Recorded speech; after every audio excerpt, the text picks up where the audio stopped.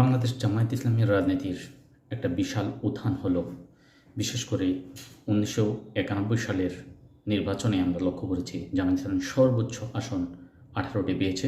তারপরে নির্বাচনগুলোতে এটা কম বেশি হয়েছে, তবে বেশি হয়নি, সাধারণভাবে কমই হয়েছে। আমরা যদি বাংলাদেশের রাজনীতিতে তৃতীয় শক্তি হিসেবে মূল্যায়ন করে থাকি, তাহলে কিন্তু আমাদের মাথায় সবার আগে আসে জাতীয় পার্টি। জাতীয় পার্টি ১৯৮১ থেকে ১৯৯০ সাল পর্যন্ত বাংলাদেশের রাষ্ট্র ক্ষমতায় ছিলেন এবং তারা কম বেশি ১২ থেকে ১৩% ভোট পেতেন এবং প্রায় ৩০ থেকে ৩৫টি রাজনীতি বা সংসদীয় আসন তারা পেতেন। বাংলাদেশের রাজনীতিতে জামায়াত ইসলামীর এই উত্থান জাতীয় পার্টির একটা পতন আমরা লক্ষ্য করছি।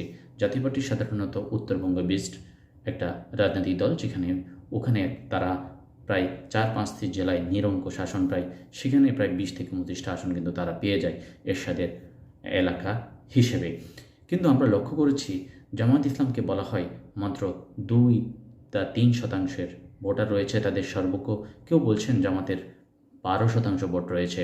কিন্তু আমরা লক্ষ্য করলাম এই নির্বাচনে জামাত প্রায় ৩২% ভোট তারা কাস্ট করতে পেরেছে, যেটা বাংলাদেশের ইতিহাসে এক বিশাল একটা অর্জন।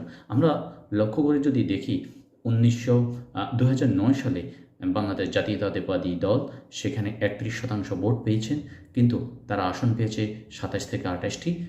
কিন্তু ২০২৬ সালে বাংলাদেশ জামায়াত ইসলামী প্রায় ৩২ থেকে ৩৩% ভোট পেয়ে প্রায় ৬৮ থেকে ৭০টি আসন তারা কাস্ট করতে পারছে। বাংলাদেশের এই সময়ে অত্যন্ত সফল রাজনৈতিক দল হিসেবে জামাতের একটা উত্থান হয়েছে। জামাতের এই বিষয়টা মনে রাখতে হবে, জামাত যদি এই ধারাটা অব্যাহত রাখতে পারে তাহলে আগামী তাদের ক্ষমতা যাওয়া খুবই সম্ভাবনা রয়েছে। একই সাথে জামায়াতকে মনে রাখতে হবে, জামাত যদি কোনো ধরনের রাজনৈতিক ভুল এখন করে ফেলে তাহলে কিন্তু জামাতের অবস্থা জাতীয় পার্টির মতো হবে। আপনারা সকলে জানেন জাতীয় পার্টি কিন্তু এবার নির্বাচনে একটি আসনও পায়নি। যে দল বাংলাদেশের তৃতীয় বৃহৎ রাজনৈতিক দল হিসেবে প্রকাশ হতো সেই দল কিন্তু শেষ হয়ে গেছে। সেই দল এবার তাদের রাজনৈতিক কবর রচিত হয়েছে। জামায়াত ইসলামী এবং জাতীয় পার্টির রাজনীতি যদিও এক নয়, কিছুটা ভিন্নতা আছে, কিন্তু তবুও জামায়াত ইসলামী কিন্তু যদি ক্ষমতার কাছাকাছি থাকে সরকারের সাথে তাদের সম্পর্কটা রেখে যদি বিরোধী দলের রাজনীতি করে তাহলে জামাতের অবস্থান জাতীয় পার্টির মতন হতে কিন্তু সময় লাগে না। সুতরাং এইবারের নির্বাচনে বাংলাদেশ জাতীয়তাবাদী দল বিএনপির বিরুদ্ধে বাংলাদেশ জামায়াত ইসলামী যদি সত্যিকার বিরোধী দল ভূমিকা পালন করতে পারে তাহলে অবশ্যই লিখে রাখবেন আগামীতে জামাত সংসদে সংখ্যাগরিষ্ঠ অর্জন নিয়ে সরকার গঠন করতে পারবে। আর যদি এটা ব্যর্থ হয়